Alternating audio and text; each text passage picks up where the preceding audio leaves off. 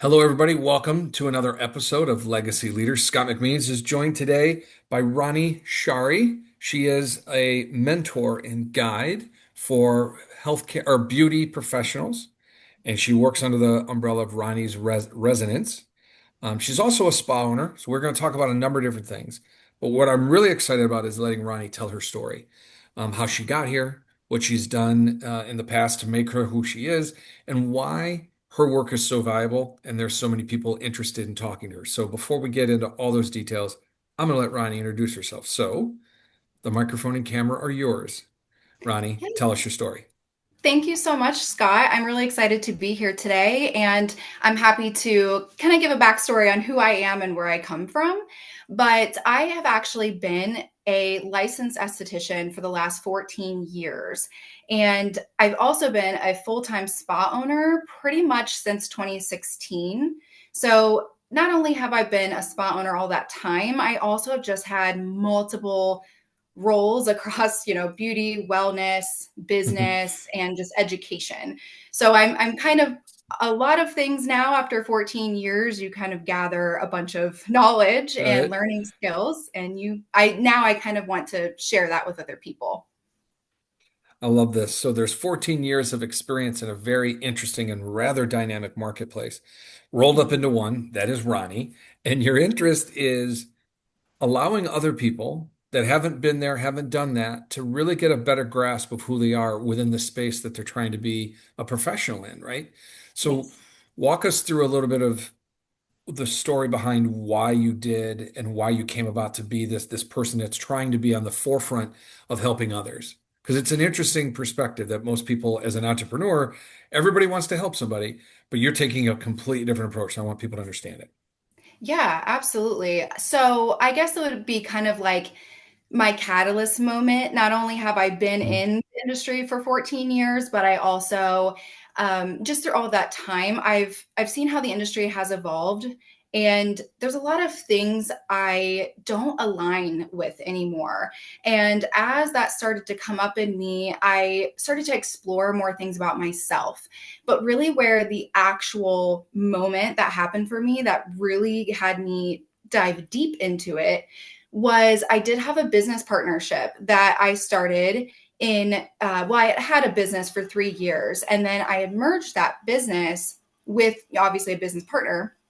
And she was kind of like a salon owner, and I was more the spa side of that business.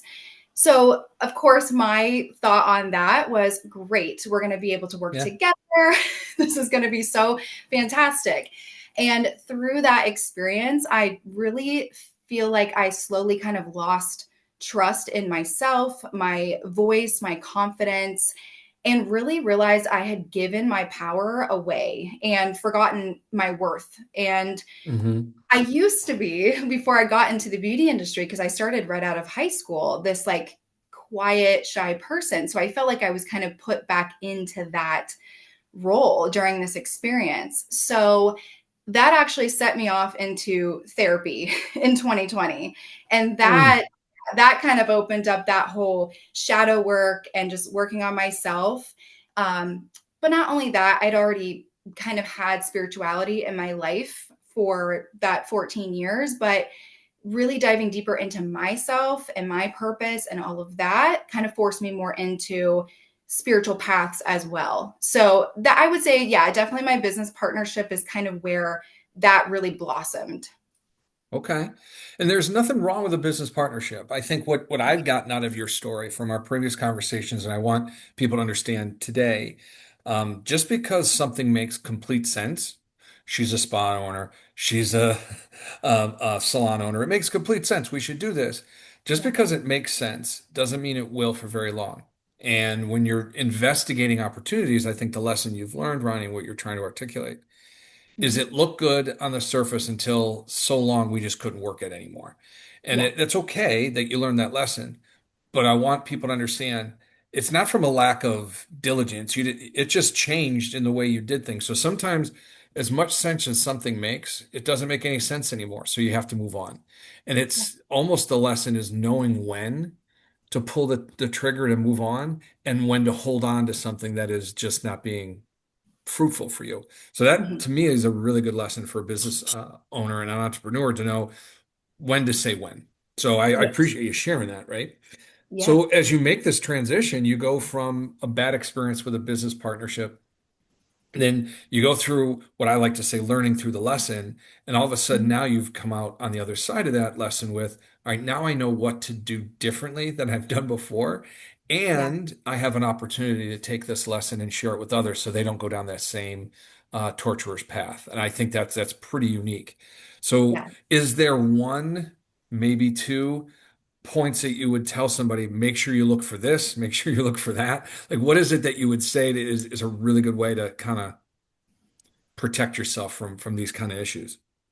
Yeah, and I think this is kind of a tough one sometimes. I think it comes into trusting yourself, but really trusting your intuition.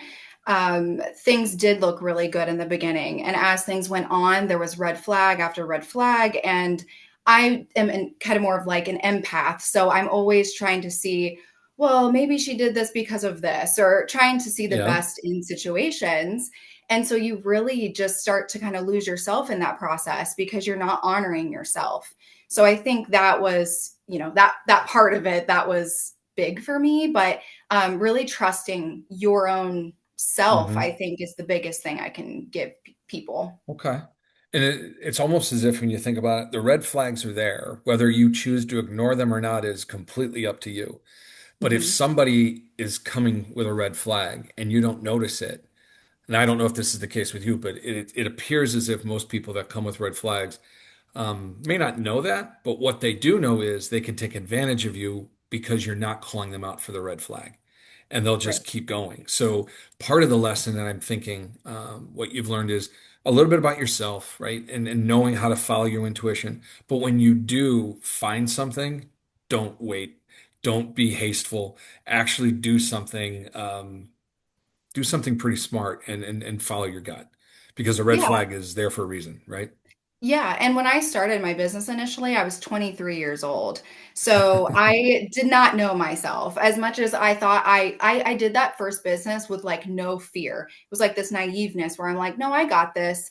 And then Yeah. I think once I was kind of faced with somebody else who was forcing me to look at myself in a different way to get to know myself better, what do I want? What don't I want? I think that was very eye opening and forced me into that self discovery process. No, I love this. And what I'm Mhm. discovering is you could be smart as a 23-year-old. You can have a lot Yeah. of experience as a 23-year-old. But what truly gives you the wisdom you need is the combination of intelligence and experience. So you can draw from that and say, you know what? This just doesn't seem right. Or Exactly. this is a direction I don't want to go. So I appreciate you walking people through your own journey to find wisdom. And it's not that, Mhm. you didn't have any intelligence going into it. It's just the experience gives you a complete different view of what happened and what could happen next. So I appreciate Yeah. that. Yeah. So now that you've gotten away from that situation in 14 years as an anesthetician, you own your own spa. What triggered you to say, I'm going to open up this Ronnie's Resonance and talk to people about how their spirituality, their mentality, their mindset towards things is more valuable than the products, goods, or services they sell in their business, and they need to kind of get right with themselves. What happened? How that? I mean, we've talked about the catalyst moment, right? But I'm Yeah. curious, how did this just dive into a? I could, and honestly, Ronnie, you could have just kept being a spa owner. Mhm. What was the reason why you went into this? So I think obviously I spent the next 5 years, right, after Hmm. 2020 going still as a spa owner. And I think that was part of my thing of like, I need to reclaim my power. And the best way I knew how to do that was to go back into spa ownership on my own. And through that process, I, had mentored and taken on employees and did all of that. But as things started to shift after COVID and just everything in our world right now, I really started to realize that this industry had changed so much. Like I talked about a little bit ago, just that alignment for me was starting to kind of Hmm. dissipate. And I started to, in the last year, funny enough, I had gotten a new place, I had moved, and a couple of my employees had moved on. And I was like, I'm just gonna take this year. No employees, like focus on internships, really focus on the mentorship side, but still take services and stuff. And slowly over actually this year, I've really been pushed into that mentorship stuff because I have so many people coming to me. They're so excited to be in the industry, but they're so lost. And Yeah. I just feel like for me, putting so much time into my spa just took so much away from where I feel like my focus really needed to be. And that was really helping beauty professionals is how this kind of initially started, I guess. But Yeah. it's become more than that. So No, it's a great story, and I'm making these notes, and I'm trying to figure out, okay, how do you tell your story? And you just honestly, what you just said tells the story pretty profoundly. Is I went back into business ownership for myself. I did it for a number of years and realized it's great. I'm learning. I'm bringing the things I learned back into the business, but I'm missing something, and the fact that my old employees aren't here anymore, I'm now dealing with new people that I'm mentoring and I'm teaching, and I really fell in love with that part of it because yeah. there's so much more growth there by helping others become better people, which in turn makes them Mhm. better business people and then better employees. So it's a really self-serving model, but it's never self-serving when it's done in the way you're doing it. And I didn't mean to say that you're doing this for a selfish reason. I think it's very unique that Yeah. the pathway you've taken is it's more of a service that you're providing, and it's not because you want those people to work with you. You're doing it because you've been there, you've done that, you know exactly the struggles that these people are going through. And why Mhm. would you let somebody continue down a pathway that you know is not right? Let me Yeah. guide you. Let me be your mentor, your teacher. Let me be somebody that can help you go from an excitable young individual trying to get into this business to somebody that won't be taken advantage of, somebody that will be able to put their business in the best spotlight and move forward with a sense of happiness and pride as opposed to, God, I hate going to work every day, right? That's Yeah. just a different mentality. And Mhm. I appreciate that because a lot of what I love to do about being a business coach is taking people away from, I, I worked 80 hours this week and they just hate it. And all of a Mhm. sudden you start working with them and like, all right, I only worked 60 hours. Wow, I'm down to 40. I really enjoy what I'm doing again. And it's because they're not built or the business isn't built around them and them only. It's built around the idea of there's more to this business than just one person. And I think Yeah. that's a really good place for you. So I appreciate you expanding on it. Yeah, yeah. Yeah. Well, and I think too, there's this hustle culture kind of mentality too. So I think Yeah. like I'm super burnout. Usually most people aren't taking 14 years in what I do. You know, they're like 10 years in, they're True. like, I'm done. So I think that's part of the thing of like understanding that we're not all built the same way to operate the same way, Hmm. to grow the same way. So that's why I felt like, I'm trying to constantly do what everybody else is doing and it's not working for me. And after self introspection, I'm like, okay, I got to learn about myself and then attune, my life to that. And so that's really what I think I want to help beauty professionals with is because it is very tiring and exhausting mentally, physically, spiritually, everything. Well, it's a very exhausting world, right? To be in the world of beauty because your hours are crazy.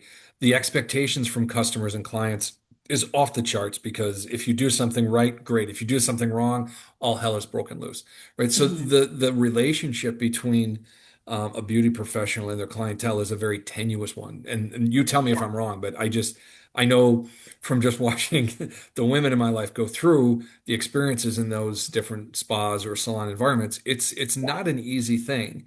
And granted, there's a lot of relationships built there, but one or two bad mistakes and your reputation's kind of shot.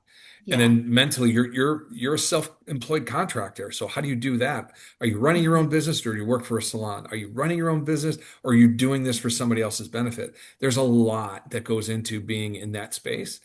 And I'm Yeah. curious, of all the people you've had a chance to work with from a mentor perspective, what are what are the major reasons or major things they like to work with you? Like, what is it that you work on with most of your clientele?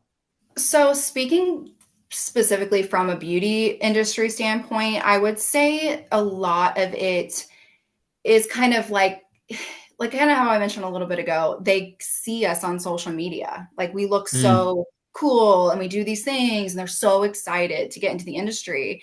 And then they get into school and either school makes or breaks it for the rest of their career because the schools are kind of can be a mess sometimes. Oh. So either that or they're lying and hyping them up, and then they get out, there's no jobs, there's because it's Hmm. saturated. The pay may not be there because it takes a lot to train your employees and to do all these things. So I think that has kind of been where it's been at is like taking people like the newbies and helping them get a good start. I really would like to work with more people who have kind of already put in a few years though, because I think that they've already got some stuff that they've learned and we can kind of take that and put that into their toolkit and then align them to things and their purpose and who they are and what they want with their experience. So I Sure. do think a lot of it is just the what you think the industry is, and then you get in and then you're kind of really let down in multiple Yeah. aspects. So No, okay. It's an interesting part. Think about how many people go through college and they don't know what they want to do as their major. How many yeah. people go through their high school and they have no idea what they're going to do when they go to college or whatever the case may be when it comes to being a young mind. And Mhm. everybody has their own perception of what it's like to work in that job until they actually go work it. And like, oh my God, this is nothing like I expected it to be. Yes. And you've dedicated this much time to get there. So they have two choices, right? They can easily say, screw it, I'm out. I'm not going to do this anymore. I'll go find something to do. Or they can say, well, I've invested a lot of my own time and investment to get to this point because I've been trained. I know how to do this. I Yeah. can move forward, but I'm going to move forward on my terms within this world or universe that I'm going to have to live in. But I'm going to Mhm. create it in my image and what I need and what I want to do as opposed to giving up. And for that is probably the best reason for somebody to get in touch with you because Yeah. they have been trained, they are ready to go. They just had a bad experience. Like you said, the Mhm. school taught them something they shouldn't have or gave them a misrepresentation of what it's going to be. Or they came out, honestly, Ronnie, and they worked for somebody that was an asshole. And all of a sudden, their whole world is tainted to what that limited experience is. And this is where I'm going to jump back to wisdom comes from being smart enough to go through an experience and gain from it. All right, Mhm. you don't have to go back and work for that asshole again. You can Right. find a way to do it yourself. And through your mentorship, I think it only accelerates their opportunity to get the hell out and find the right landing spot for themselves. Yeah. Absolutely. Yeah. I mean, and there's different types of ways you can be in the industry and use your what you align with that. Like it doesn't necessarily mean that you have to be a service provider. Maybe you're meant to go this Yeah. other way. Like there's a lot of avenues in the beauty industry, but like you're saying, I mean, I've had a lot of my stuff comes from bad ownership and toxic things and trying making you feel like you have to fit into a mold or a box. And so a Yeah. lot of that happens and then it becomes really transactional and you kind of lose all this like human connection. So I think I think if yeah, basically everything you're saying is correct. No, this is so good because you touched on something I wanted to talk about. Um, in the beauty industry, it's one of the last areas of customer service where the client and the service provider are literally touching each other. You are Yep. with that person for a very finite period of time, whether it's an hour or two, whatever the case may be for your treatment or your cut style cut, whatever. Right? You're Yeah. with that person, but you're there present with them for a very intimate amount of time, if you think about Mhm. it. That's not like buying a car. You buy a car and you're gone, or you buy something on the internet. You never even see anybody. So, as a customer service driven business that has your customers actually touching with their service provider, it cannot be transactional. And if you make it transactional, you're going to lose more clients than you ever able to gain because they will see you as, for lack of a better word, somebody that is fraudulent. You're not good at what you do. And you could be amazing at what you do, Ronnie, but if your customer service is so bad, nobody wants to come back and deal with you again. Right? So Exactly. how do you take somebody that is in a transactional driven world I can buy Christmas presents from my phone. I don't ever need to leave my house. Hmm. But I got to go get my hair done, or I want to go get a treatment from an esthetician. How do I do that with the expectation of I don't want it to be transactional, but everything I live and breathe with is transactional, right? So you're the Exactly. people that provide your level of service have to be exceptionally good at it. I would Yes. imagine that's something that the schools don't teach. Right. They're really not teaching that. I mean, you're getting the basics. You're like 600 hours in an aesthetics program. So I mean, it's very quick. It's barely enough Wow. time to even know the very basics of what aesthetics Yeah. even involves. So yeah, it's quick and they're not teaching you a lot, but I think trying to think of where to go with this. But yeah, I do think a lot of that comes from the beauty industry. When I first started, didn't know how to set their prices. They didn't know how to do a lot of things. It was very much service based. And if you were doing a 30-minute facial, you're going to charge $30, right? You're like leaving a lot of money out the door of like Yeah. things that you need to spend on. So I think a lot of coaches and things kind of came out and were like, hey, you guys need to do this. Beauty industry doesn't know what they're doing. And then it turned into like just business, just numbers, Yeah. just, all these things. And so that really changed. So like I was even part of that. I've reinvented myself so many times. And I remember the main time when I did that was when I had talked to different people and they were like, well, you got to do this and you got to do that. And it really just took away because it was like, they would be like, you got to call them guest, not your client. You got to, and it's like, Hmm. I get it. But at the same time, I just want to be myself and be like my highest version of myself with my clients. And I I love hope it. that that is good and I'm authentic and I'm also trustworthy. Those are like the main Okay. things that matter. No, that's good. And here's the thing. There's an old joke that says in sales, if you can fake authenticity, you've got it nailed, right? That's an old joke, right? But there's a sense of reality there. And what I want to get to is if you cannot be authentic in the work that you do, you shouldn't be doing that work. If you Yeah. truly love to do whatever it is you're doing, you'll find a way to make money because you create the vacuum that money fills as you move forward because that's what you are Mhm. authentically. That's Yeah. not to say that somebody really loves to do a certain thing, but they're not good at it. It's not going to help, right? Right. But being an authentic person, especially in the world of customer service, that's where it makes a huge difference. If Hmm. I am dealing with an interaction with somebody that is my barber, let's say, and I love spending time with Rico, he's great. But if somewhere down the line he starts turning, I got to find a new barber, right? Yeah. That's just the way it works. But if he ever stopped being his authentic self and I heard him talk to me differently than he talks to somebody else, I'd question, what are you doing with me that you're doing with somebody else? But what I love Mhm. about him is it's the same conversation with everybody because he's just Rico. There's no other way to explain him. He's Yeah. authentic. And I put Yeah. that into your world, man, that makes a huge difference, right? You don't Yeah. have to be unbelievably talented at customer service. You have to know Mhm. how to do it because it is a skill. Honestly, I believe it's a science and an art form combined into one. But if you're Yeah. good at it and you can find a way to be authentic while doing it, man, people will flock to you. And I think Yeah. what you find, especially in your space, when people are authentic, that's who gets the most reward because that's who people want to deal with. Yeah, and if you watch my TikToks, Instagram videos, whatever, one of the things that I've said over and over is like trust is everything in the beauty industry. Yeah.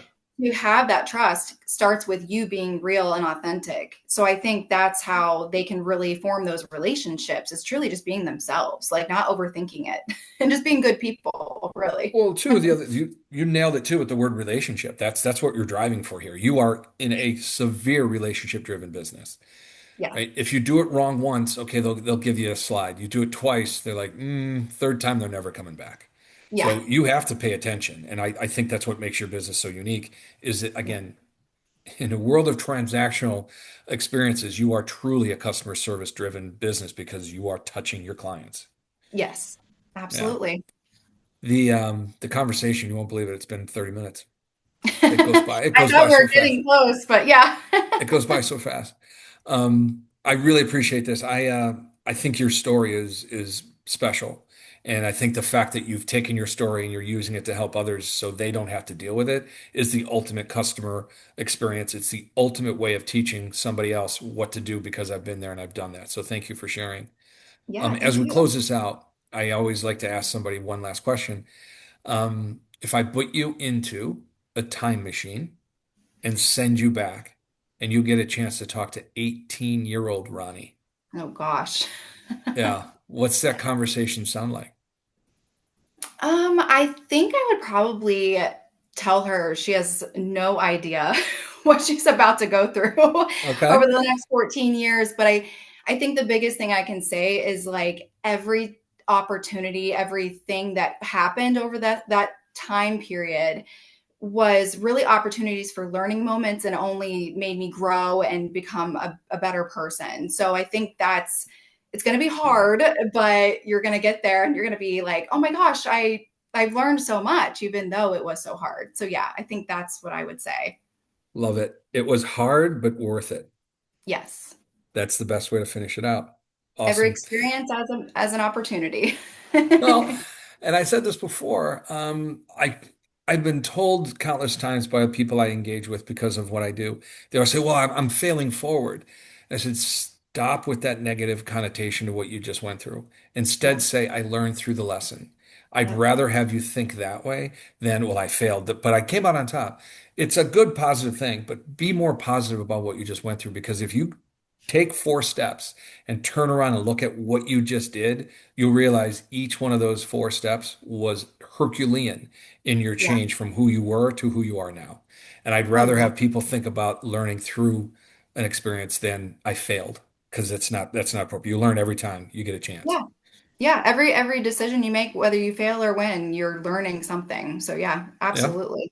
And you just, for what it's worth, you have a very unbelievably positive attitude about your business and the outlook of what you have. And we didn't dive into it, but our previous conversation, I know more about what you went through, and this is an appropriate stance to take is just be positive because that's all that happens, or that's all that can happen moving forward is just be positive about it. So thanks. I appreciate it. Absolutely. Thank you. Well, my pleasure.